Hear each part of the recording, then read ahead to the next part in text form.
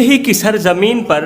ایک ماں اپنے نوجوان بیٹے کی بارات لے کر جا رہی تھی۔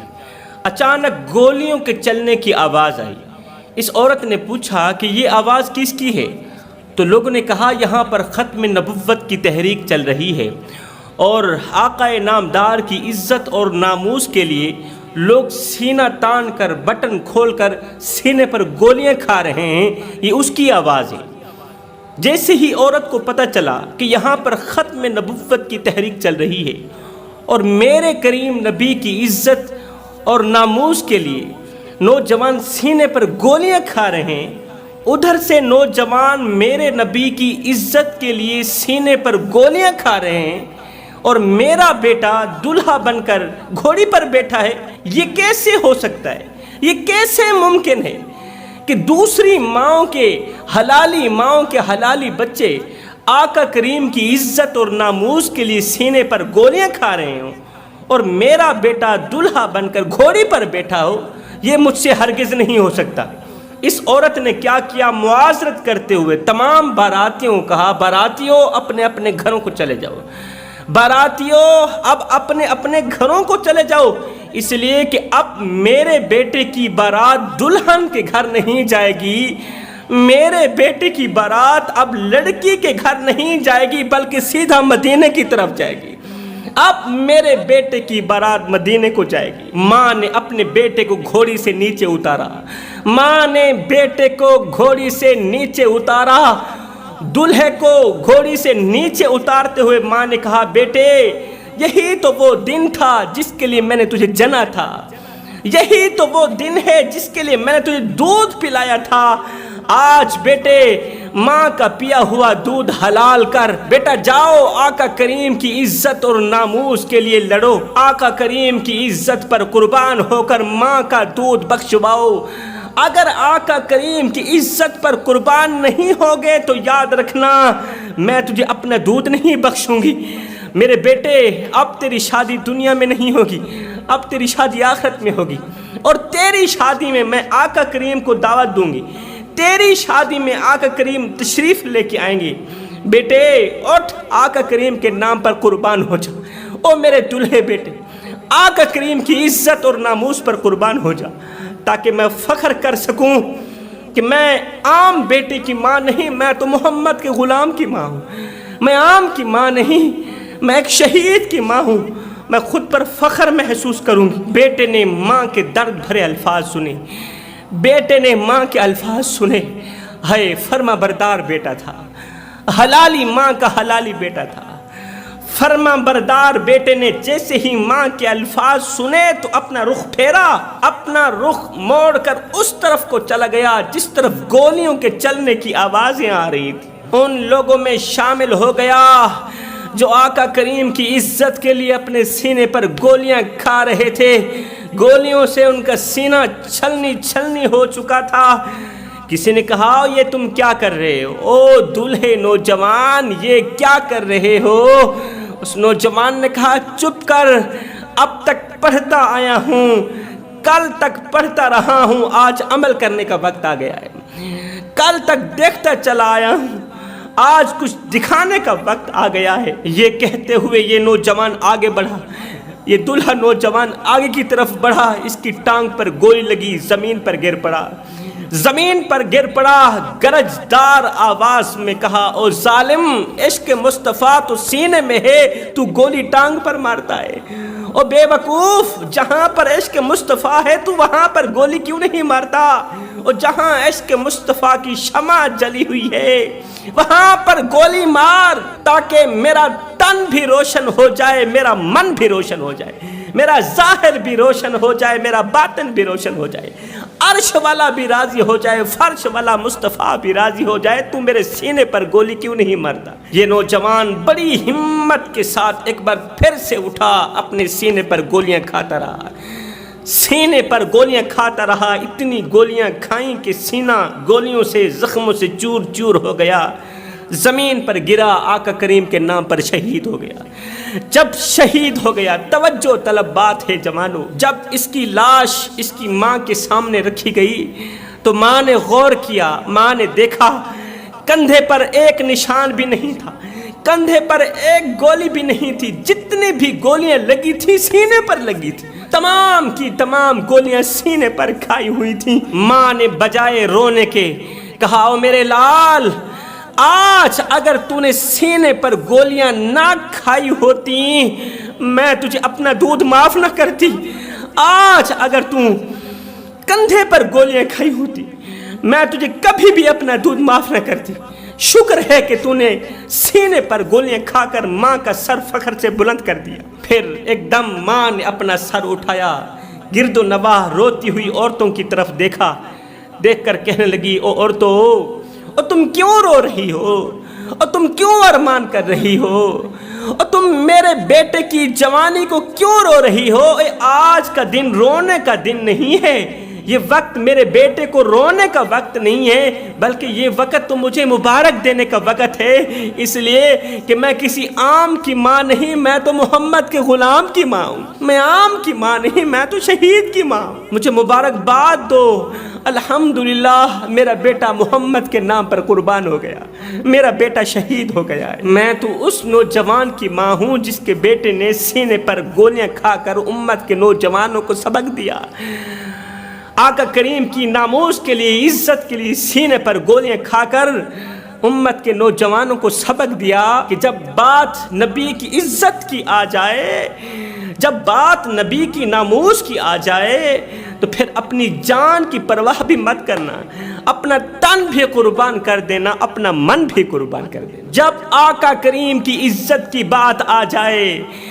پھر اپنا تن بھی قربان کر دینا، اپنا من بھی قربان کر دینا، اپنا اٹھنا بیٹھنا جاگنا سونا عیش و آرام اپنی جوانی آقا کریم کے نام کر دینا۔ ہن دل تے ہاتھ رکھ، سچ سچ دس ہے مسلمان دا مطلب کیا؟ جے عشق نبی نہیں سینے وچ وت راس ایمان دا مطلب کیا؟ وت ہندوستانی ٹھیک ہاسے اتنے نقصان دا مطلب کیا؟ جتھے پاک نبی دی عزت نہیں اس پاکستان دا مطلب کیا؟ اللہ اکبر۔ وہ تھیں اسلام کی مقدس شہزادیاں، مقدس اور بابرکت عورتیں جن کی گود میں بچے نہیں پلتے تھے، اسلام پلتا تھا۔ وہ بچوں کو کہاں پالتی تھیں، وہ تو اسلام کو پالتی تھیں۔ اللہ اکبر۔ وہ عورتیں جن پر اسلام فخر کرتا تھا کہ یہ ہیں وہ اسلام کی مقدس شہزادیاں جن کے صدقے میں اسلام کو عروج میں لائے۔ ایک طرف وہ عورتیں ہیں، ایک طرف آج کل کی عورتیں ہیں، ایک طرف بیٹے کو دودھ پلا رہی ہیں، دوسری طرف ٹی وی پر نظریں جمی ہوئی، ادھر سے بیٹا دودھ پی رہا ہے، ادھر سے ٹک ٹاک پر نظریں جمی ہوئی ہیں، فیس بک پر نظریں جمی ہوئی، گندی اور فحش فلمیں دیکھ رہی۔ میں کہتا ہوں ایک طرف ماں بچے کو دودھ پلا رہی ہو، دوسری طرف ماں کی نظر گندی فلموں پر جمی ہوئی ہو، تو پروان چڑھنے والے بچے فلمی ایکٹر تو بن سکتے ہیں، وقت کے بایزید نہیں بن سکتے۔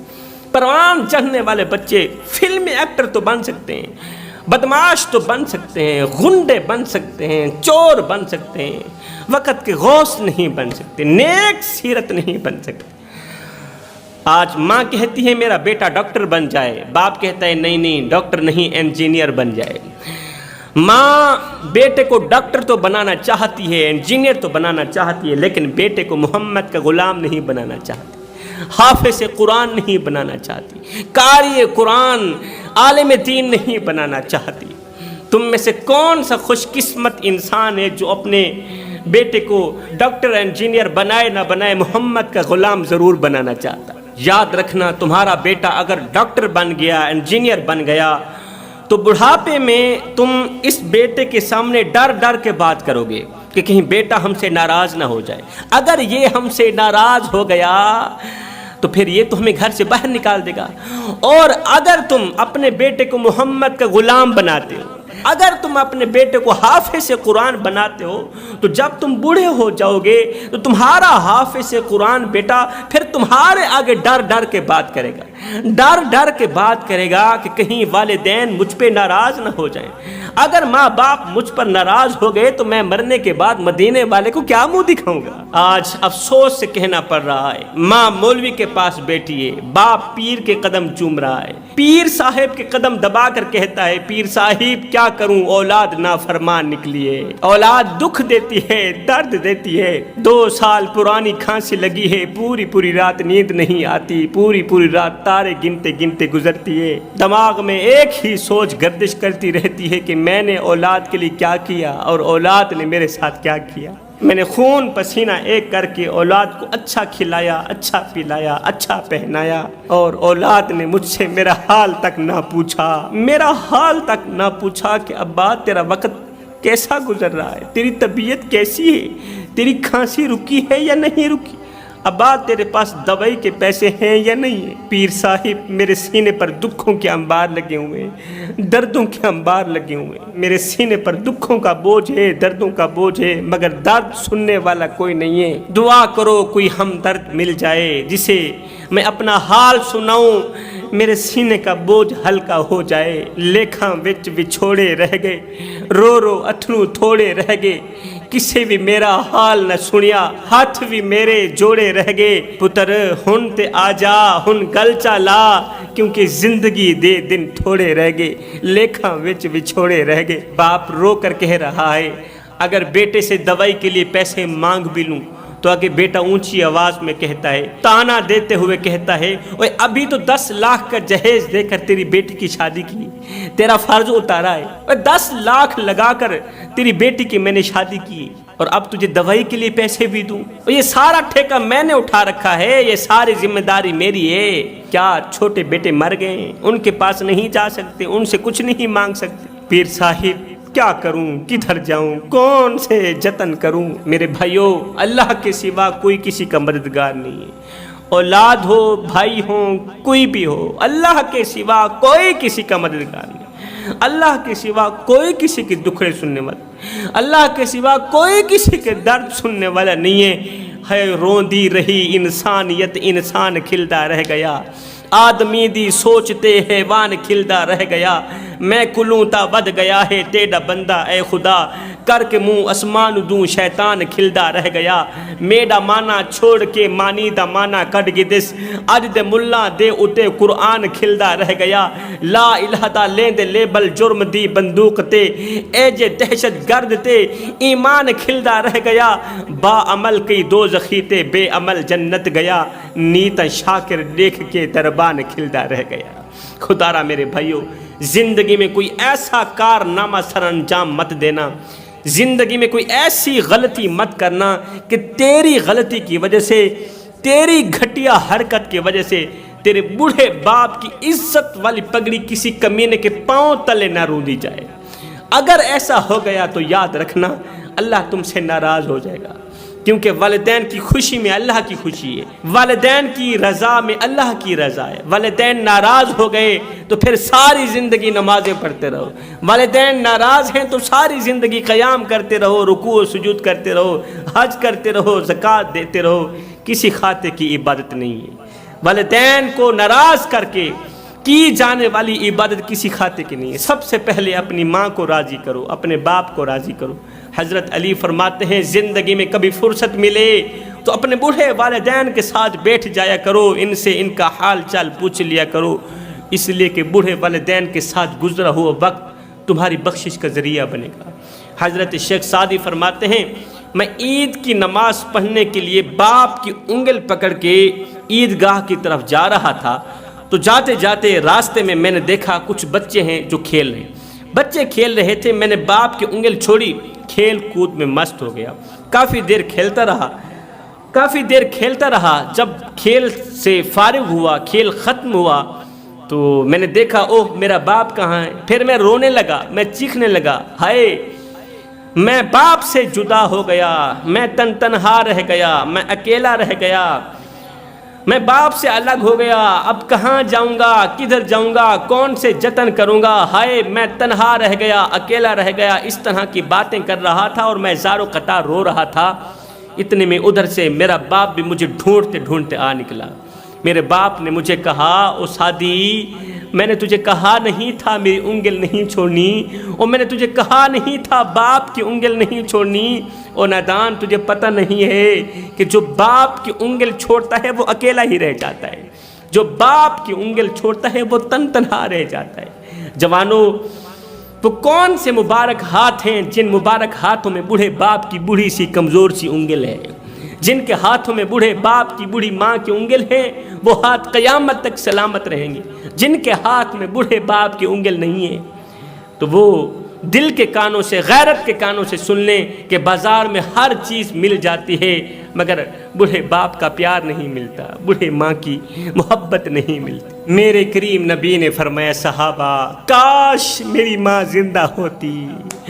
ہائے کاش میں محمد کی ماں زندہ ہوتی، میں نماز میں اللہ کے حضور کھڑا ہوتا، میں نماز کی حالت میں کھڑا ہوتا، میں قیام میں ہوتا، رکوع میں ہوتا، سجدے میں ہوتا، اتنے میں میری ماں مجھے آواز لگاتی او بیٹے محمد۔ میں نماز کی حالت میں ہوتا، اتنے میں میری ماں مجھے آواز لگاتی او بیٹے محمد، او بیٹے محمد۔ میں نماز چھوڑ کر دوڑ کر ماں کے پاس چلا جاتا اور دنیا والوں کو بتاتا کہ ماں کی عظمت کیا ہوتی ہے۔ بیٹے جب روٹیاں 4 ہوں، کھانے والے 5 ہوں، تب صرف ماں ہی کہتی ہے کہ مجھے بھوک نہیں ہے۔ شرط لگی تھی دنیا کو ایک ہی لفظ میں لکھنے کی، لوگ کتابیں ڈھونڈتے رہے، میں نے قلم اٹھائی ماں لکھ دیا۔ ایک شخص نے اپنی ماں کو کندھے پر اٹھایا، 7 حج کرائے، کندھے پر اٹھا کے بوڑھی ماں کو 7 حج کرائے۔ 7 حج کرا دینے کے بعد خیال آیا کہ شاید ہی میں نے اپنی ماں کا حق ادا کر دیا ہے۔ 7 حج کرا دینے کے بعد وسوسہ پیدا ہوا، خیال پیدا ہوا کہ میں نے اپنی ماں کا حق ادا کر دیا ہے۔ رات کو سویا ہوا تھا، آنکھ لگی، خواب میں کسی کہنے والے نے کہا او نادان سخت سردی تھی، باہر جاڑا تھا اور تو ماں کے ساتھ لیٹا ہوا تھا، تجھے پخانہ آیا،